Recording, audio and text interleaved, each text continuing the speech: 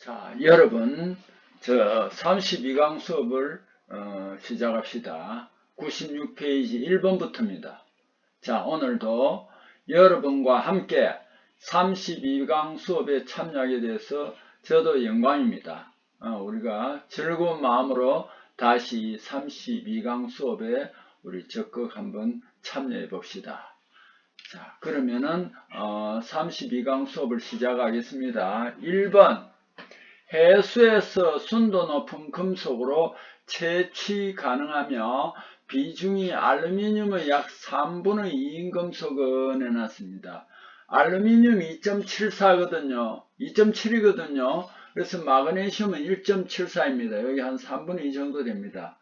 자, 마그네슘은 육지의 광산에서도 많이 채굴하지만은 바다에도 많이 녹아 있습니다. 그래서 미국은 해수에서 마그네슘을 많이 채취한다고 합니다. 2번 항원열 처리 이걸 우리는 TTT 곡선이라고 한다고 그랬죠. 제일 앞에 T는 타임 시간이고 그 다음에 두 번째 T는 템퍼러처 온도입니다. 세 번째 T는 변태 트랜스포메이션입니다. 그래서 이걸 항원열 처리 곡선을 시간, 온도, 변태 곡선이라고 합니다. 시간과 온도, 변태 이 세 가지 개념이 TTT에 들어있습니다. 이것도 옛날에 한번 시험 문제 나온 게 있습니다. 자, TTT는 시간, 온도, 변태다는 그 세 가지 꼭 알아두세요. 자, 이 TTT 곡선에서의 하부 인계 냉각 속도는 뭐냐? 최초로 마텐자이트가 나타나는 냉각 속도입니다. 그렇죠? 하부 인계 냉각 속도는 lower critical cooling이라고 하는데 500도씨 per second다. 세컨은 초죠. 1초에 그 냉각제를 500도씩 떨어뜨린다. 굉장히 빨리 떨어뜨리죠. 그죠? 그래서 이게 하부 인계 냉각 속도입니다. 그 다음에 상부 인계 냉각 속도는 upper critical cooling입니다. 상부 인계 냉각 속도는 마텐자이트가 모두 나타나는 냉각 속도이며 속도는 약 1000도씨 per second입니다. 1초에 1000도씩 떨어뜨립니다. 굉장히 많이 떨어뜨리죠.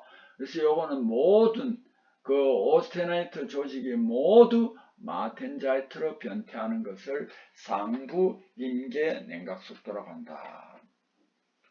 TTT 곡선은 Time Temperature Transformation Curve다. 그죠? 요걸 우리 딴 말로는 항원 변태 곡선이라고 한다. 자, 그 다음에 3번 주철, 물리적 성질은 조직, 화학 조성에 따라 크게 변합니다. 주철을요 600도씨 이상의 온도에서 가열 냉각 반복하면은 그 안에 시멘타이트가 이게 막 좀 불안정하기 때문에 그걸 이제 변화를 해서 변태를 해서 이렇게 FE와 C로 이렇게 분리합니다. 거기에서 이제 FE와 C로 분리하는 것을 흑연화라고 합니다. 이렇게 하면서 이게 이제 주철이 부피가 커집니다. 성장합니다.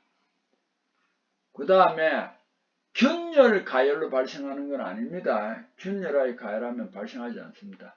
A4 변태 시 부피 평창을 A4 변태는 동소 변태예요. A4 변태 위로 가면 델타 고용체가 나오는 거예요. 주철하고 관계없어요. 니켈 산화에 의한 평창으로 하는 이것도 관계없습니다. 자, 주철 성장이 요 밑에 정확하게 나와 있네요. 금속간 화물, 금속간 화물을 우리 다른 말로 Fe3C 또는 시멘타이트라고 한다. 그래서 우리가 금속간 화물은 Fe3C도 되고 시멘타이트도 됩니다. 이 세 가지 반응입니다. 이 흑연화 반응은 여기 있네요. 뭐가 됩니까? Fe3C가 이거 1150도가 되면 불안정해서 분리를 합니다. 그래서 3FeC로 이렇게 발생합니다. 많이 발생하고 불균일 가열할 때 팽창으로 발생하고 흡수 가스에 의한 팽창으로 발생합니다. SI, FEC 성장을 促진하고 PMN은 이 성장을 주철 성장을 억제합니다. 그래서 SI하고 FEC는 성장을 촉진하고 PMN은 성장을 억제한다. 크롬은 일정량 첨가하면 성장을 방지한다 했는데, 여기에서 요 주철 성장에 관한 내용이요, 요 좋은 문제니까 여러분이 요 부분은 꼭 언제든지 참고를 하세요. 특히 이 중에서 어려운 게 SIFEC는 성장을 촉진하고 P와 M에는 성장을 억제한다. 요거 꼭 알아둬야 되겠죠. 그죠? 근데 한 번에 다 모릅니다. 이걸 반복함으로써 이런 문제, 이걸 응용하니까 문제 나오면 얼마든지 풀 수 있습니다. 자, 합금강. 합금강은 탄소강의 특수 원소, 금속이나 비금속을, 원소를 한 개 이상 첨가한 것을 합금강이라고 하는데, 합금강은 또 딴 말로는 특수강이라고 하겠죠. 어떤 합금원소를 첨가함으로써 특별한 성질을 얻는 것을 우리는 특수강, 합금강 다 같은 그 어원입니다. 자, 니켈은 뚜입 매짐을 방지한다. 아닙니다. 뚜입 매짐 방지는 몰리브덴입니다. 몰리브덴 적열 매짐 방지 이것도 아닙니다. 망간은 전자기적 성질을 개선하는데 이거 황을 제거하고 강도를 증대시킵니다.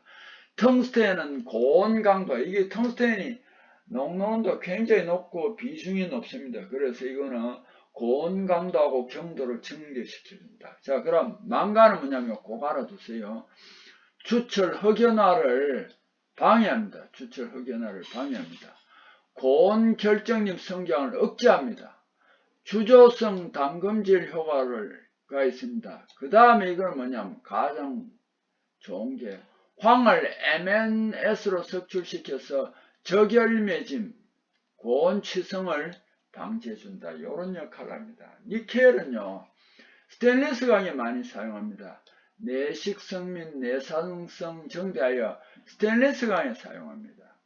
몰리브덴은 요것도 내식성 정대, 특히 이 니켈 크롬 강을 니켈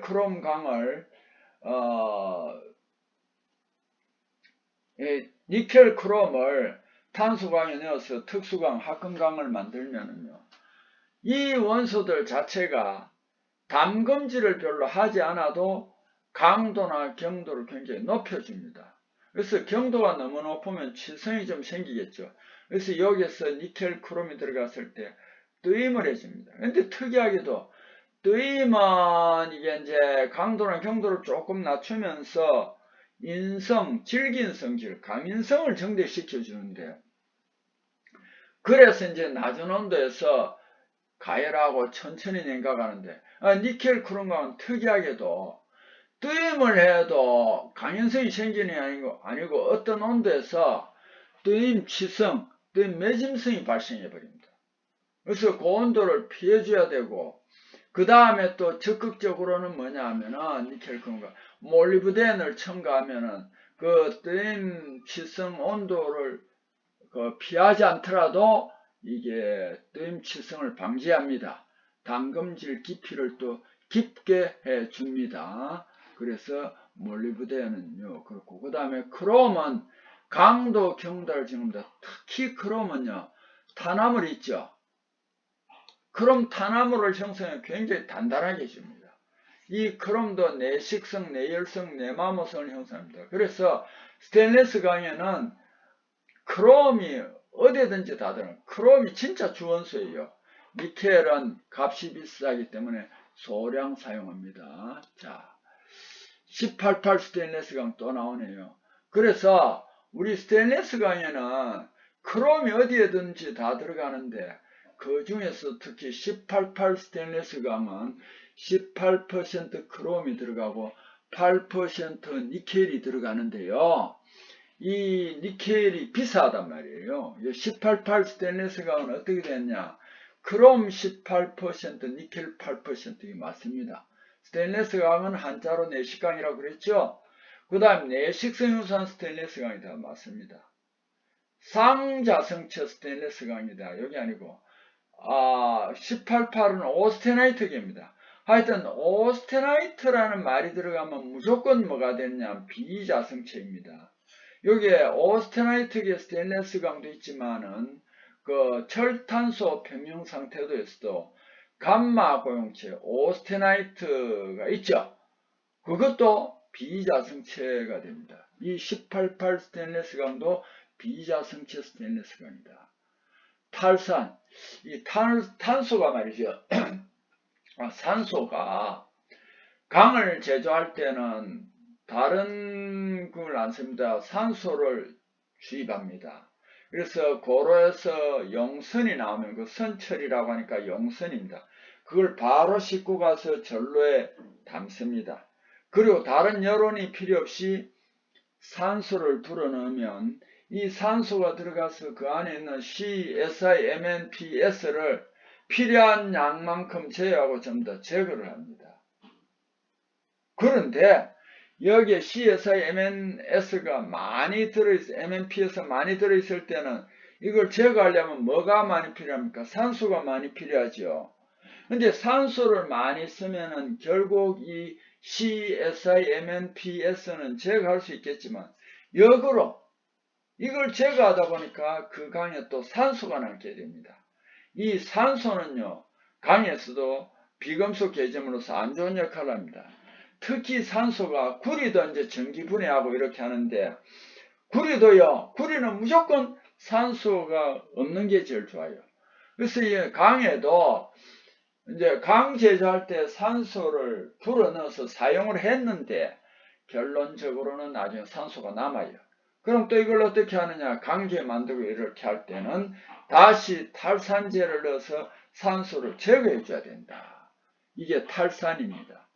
탈산 및 기타 가스 처리 불충분한 상태의 용광을 그대로 주입하여 은광강으로 보통 0.3% 이하의 탄소강에 적용하는 것을 우리는 뭐라고 해요? 탈산을 별로 안 했다고 그랬죠. 이걸 림드강이라고 합니다. 반대로 킬드강이라는 것은 산소를 완전히 죽여버린 겁니다. 그래서 킬드강. 이걸 산소가 있으면 부글부글 끓어요. 그래서 림드강 보면 나중에 리밍 액션이라는 게 있어요. 리밍 액션.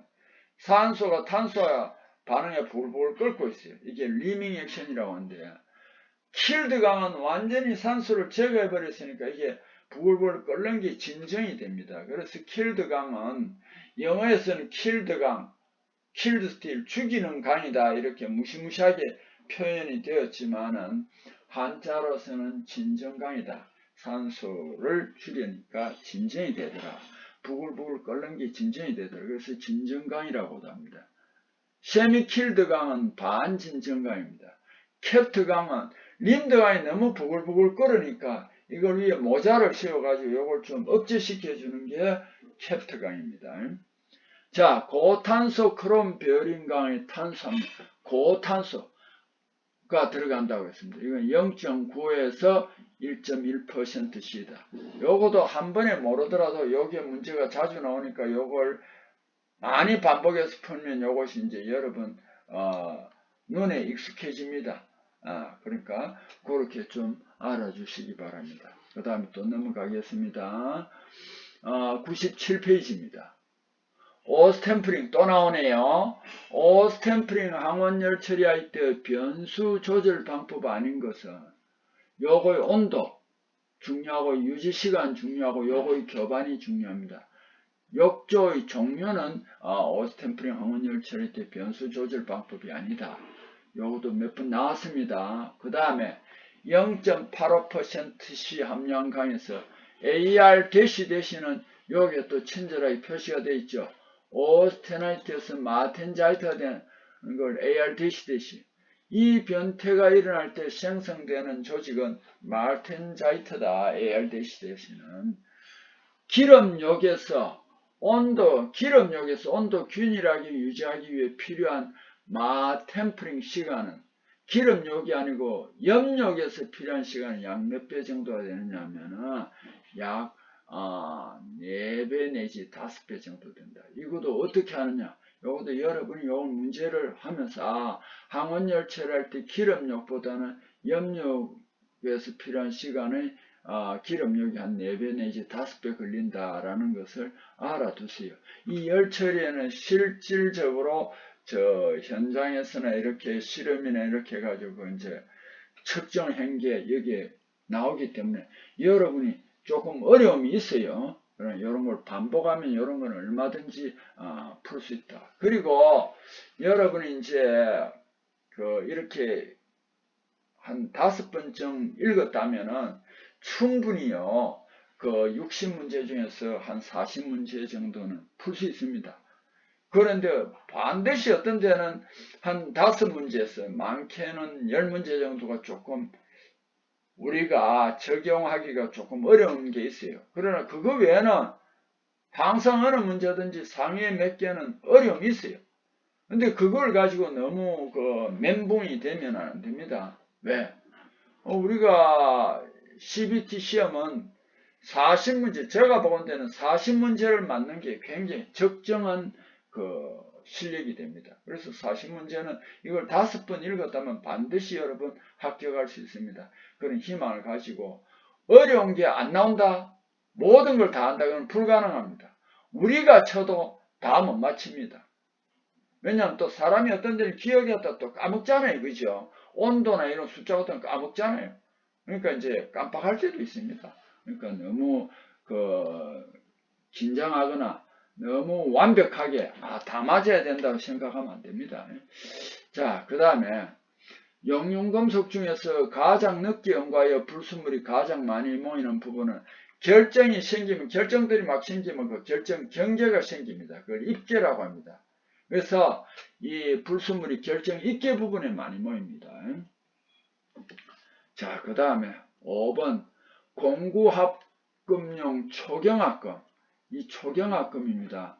초경합금은요, 탄화 텅스텐, 원래 텅스텐이 3000도에서 녹는다고 그랬잖아요. 탄화 탄탈륨, 탄탈륨도 굉장히 높은 온도에서, 탄화 티탄, 여기 이제 이게 금속인데 탄소와 결합했기 때문에 이걸 탄화물이라고 합니다. 자, 알아두세요. WC, TAC, TIC 요 세 가지가 주로 쓰이는데, 이 탄화물을 텅스텐이 어차피 고온에서 녹기 때문에 고온 소결합니다. 굉장히 높은 온도로 소결해서 제조한 공구강입니다. 이 자체에 텅스텐이 들어있기 때문에 초경합금 같은 거는요, 공구강으로 쓰면은 한 1000도씨까지 올라와도 이게 경도나 강도 떨어지지 않습니다. 그래서 이 TIC, WC 이렇게 되는데, 여기 위디아라는 말이 있습니다. 위디아, 이거 사실은 독일어입니다. 비디아입니다. 비디아인데 영어식으로 위디아인데, 이것도 텅스텐 들어간 초경합금입니다. 그래서 이것들은 공구용 합금용 초경합금인데 온도가 1000도씨까지도 괜찮습니다. 이게 라합은 왜 아니냐면, 라우탈은 제가 이렇게 해오라고 그랬습니다. 알구시라, 알루미늄 구리기 합금인데 SI까지 들어가 있습니다. 요거는 자동차 내연기관 피스톤용 합금으로 쓴다는 거 알아두세요. 자, 그 다음 금속 발열체 중에서 사용 온도가 가장 낮은 발열체에 속하는 니크롬은 온도가 굉장히 낮아요. 텅스텐은 굉장히 높습니다. 다음 발열체 중 최고 사용 온도가 1300도씨 정도 되는 걸 칸탈이라고 합니다. 칸탈. 요거는 비금속체인데도 굉장히 높습니다. 칸탈. 다음의 발열체 중에서 비금속체 발열체에 해당하는 것은 요게 칸탈입니다. 자, 이렇게 문제가 나왔다는 거 알아두시고요. 그 다음에 마이크로 비커즈. 비커즈 경도계가 있는데, 비커즈 경도계 쉽게 말하면 동생격입니다. 마이크로 비커즈. 마이크로 비커즈 경도 시험에 대한 옳은 설명을 해놨습니다. 요거는요, 말은 비커즈 경도 시험을 하면 현미경이 요즘은 디지털 시기니까 확대경 모니터가 있습니다. 거기에 보면 대각선이 나타납니다. 대각선 길이를 여기서는 D라고 합니다. 시험화 중 이거 마이크로 비커즈는 아주 작은 쪽에 재는 걸 말합니다. 비커즈보다 아주 표면 경도 작은 쪽, 요런 쪽을 재는 겁니다. 시험 하중은 1000 내지 10,000kg F다. 이거는 아주 마이크로니까 이거는 굉장히 크죠. 이게 아닙니다. 대면각이 120도인 다이아몬드 압입자를 사용한다. 여기는 아닙니다. 대면각 요거는. 자, 요거는 뭐냐면은 로크웰 경도 C 스케일 할 때 요런 거 많이 씁니다. 시험편의 두께는 원칙적으로 0.5D 이하로 한다. 요것도 아닙니다. 압입자로 시험 자국 냈을 때 하중을 대각선 길이로부터 얻은 표면적으로 나눈 값이다. 요게 맞습니다. 요건 사실 조금 어려운데 요걸 꼭 좀 이제 반복을 좀 하세요. 요거는 굉장히 그 압입자국도 적게 나고 요 침탄이나 지라 표면 두께도 아주 얇은 거 요런 거 할 때 마이크로 비커즈를 사용한다라는 거 알아두세요. 그 다음에 가단주철 풀림 처리할 때 제1단 흑연화 온도. 자, 여기에 가단주철 풀림 우리가 이거 상시하고 이것도 시간이 많이 걸리는데 안 했다 그죠? 1단계 흑연화, 1단계 처리입니다. 흑연화 온도는 여기에 900 내지 970도씨고요. 가단주철 풀림 단계죠. 덩어리 이제 요 덩어리 탄화물을 제거하는 단계는 2단계입니다. 두 번째 단계.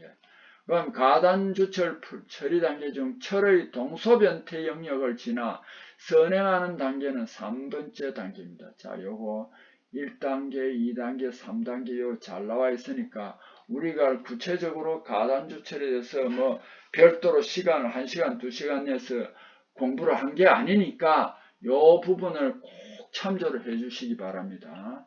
자, 그 다음 문제로 넘어가겠습니다. 98페이지 10번으로 들어가겠습니다. 니켈 황동. 니켈 황동에 대한 설명은 니켈 황동은 말이죠. 독일에서 개발하기 때문에 젊은 실버라고 합니다. 젊은 실버라고 합니다. 여러분 독일이 굉장히 과학이나 기술이 발달했어요.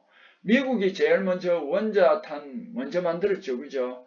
근데 독일이 그 2차 대전 말기에 대륙간 탄도미사일도 만들고 영국에 막 소거했어요. 그러니까 영국이 완전히 멘붕이 빠질 때쯤 이제 미국이 참여해가지고 프랑스의 노르망디 상륙작전을 해가지고 독일을 이제 점령했어요. 독일이 이제 미국, 영국, 프랑스, 러시아, 소련이 이제 분할을 했어요. 그때 독일에 있는 과학자를 미국도 많이 데려갔어요. 그 중에 한 사람이 폰 브라운 박사 이런 사람들이 막 거기서 원자탄도 만들고 그랬어요. 그래서 독일이 굉장히 그 과학 기술이 발달했어요. 자, 니켈 황동은 황동에다 니켈을 넣은 게 니켈 황동인데 이게 독일에서 만들었다 해서 이걸 젊은 실버라고 합니다. 여러분 알아두세요. 니켈이 소량 들어가도 니켈은 탈색 효과가 우수합니다. 금속의 색깔을 빼앗아 버립니다. 여러분 그 백동이란 동전을 한번 보세요. 500원짜리. 흰색이죠. 거기에는 사실 구리가 75% 정도 들어있습니다. 니켈이 한 20% 정도 들어있는데도 색깔이 구리의 황금색이 아니고 니켈색입니다. 뭐냐면 니켈이 다른 금속의 색깔을 뺐습니다. 그래서 이걸 탈색 효과라고 합니다. 그래서 니켈 황동은 니켈을 넣어서 만들었기 때문에 마치 은색이 난다 해서 실버, 니켈 실버. 또는 독일에서 만드는데 은색이 난다 해서 젊은 실버. 흰색이니까 서양을 우리는 한자로 양이라고 합니다. 서양. 줄여서 양이라고 합니다. 그래서 서양에서 만드는데 은색이 난다 해서 양은, 서양에서 만드는데 백색이 난다 해서 양백이라고 합니다. 이런 거 모두 다 뭐냐면은 니켈 황동에 대한 이름입니다. 자, 아연 30% 이상 되면 냉각 가공성이 향상된다. 뭐 이거하고는 그 니켈 황동은 관계가 없습니다. 50대 50 황동은 또 없습니다. 그래서 이거 가나는 바로 틀렸고요. 다에 니켈 황동은 양은 또는 양백이라고 한다. 맞습니다. 스크류, 시계, 톱니 등과 같은 제품 재료를 사용한다. 이거는 아닙니다. 자, 그럼 니켈 황동에 대해서 밑에 한번 자세히 한번 봅시다. 구리에 니켈 16 내지 20% 함유하고 아연은 15 내지 35% 첨가한 은백색 구리합금입니다. 기계적 성질, 내식성, 내열성이 아주 좋습니다. 스프링 재료로 쓰이기도 하고 전기장 온도 계수가 작아. 그 다음에 이게 여기 작았습니다. 그죠? 여기 지금 띄어쓰기가 잘못되었네. 전류 조정용 저항체, 온도 조정용 바이메탈, 그 다음에 예로부터 식기, 장식품 이런 것으로도 많이 쓰입니다. 자, 요거 꼭 좀 알아두세요. 자, 그 다음에 7번 단검질 열처리를 보완하기 위해 실시하는 강의 서브제로 처리. 단검질 후의 잔류오스테나이트를 마텐자이트로 변태다 시켜주는 거다. 맞다. 냉각제는 드라이 아이스 알코올이나 액체 질소를 사용합니다. 액체 질소는 가장 강력한 냉각제가 되겠죠. 게이지, 베어링, 정밀 검령에서 경련 변화를 방지할 수 있다. 이거는 시간이 감에 따라서 이 재료가 변하면 안 됩니다. 이 경련 변화는 밑에 또 있습니다. 자, 그 다음에 단검질 후에 실온에서 장시간 방치하여 안정화한 후 처리하면 더욱 효과적이다. 실온에서 하면은 심냉 처리가 안 되죠. 자, 밑에 한번 봅시다. 서브제로 처리는 심냉 처리라고 합니다. 이거는 뭐냐, 아주 심지 않은 깊이가 있다. 깊이가 있게 냉각하는 처리다. 또는 0.5 처리, 0도보다 낮은 온도에서 한다. 0.5 처리. 잔류오스테나이트 마텐자이트화 하는 것이 서브제로 처리다. 경련 변화, 시큘러 체인지라고 합니다. 재료 성질, 시간 경과와 함께 점점 변화하는 것을 경련 변화라고 합니다. 보통 경도 변화하고 형태, 치수가 생기는 것입니다. 그래서 정밀 기기 같은 재료는 경련 변화에 의해서 정밀도가 불량해지니까 요거는 이제 심냉 처리를 해줍니다. 자, 그 다음에 8번 금속에 열 가열하여 액체 상태로 한 후 고속으로 검냉을 해버리면 이 원자가 규칙적으로 배열하지 못하고 액체 상태로 응고된 후 고체 금속으로 되며 원자들의 배열이 불규칙한 상태의 신소 작금을 우리는 비정질 합금이라고 한다. 결정이 없습니다. 우리 금속은 여러 가지 다 결정이 있는데 어떤 재료에서는 이거 결정이 여러 개 있으면은 가공을 하려면은 자꾸 서로 부딪혀서 나중에는 단단해지고 가공이 안 되는 경우가 생깁니다. 그래 어떤 재료에서는 가공을 좀 많이 해야 되겠다. 이럴 때는요 비정질 합금으로 만드는 경우가 있다. 이건 초소성 합금.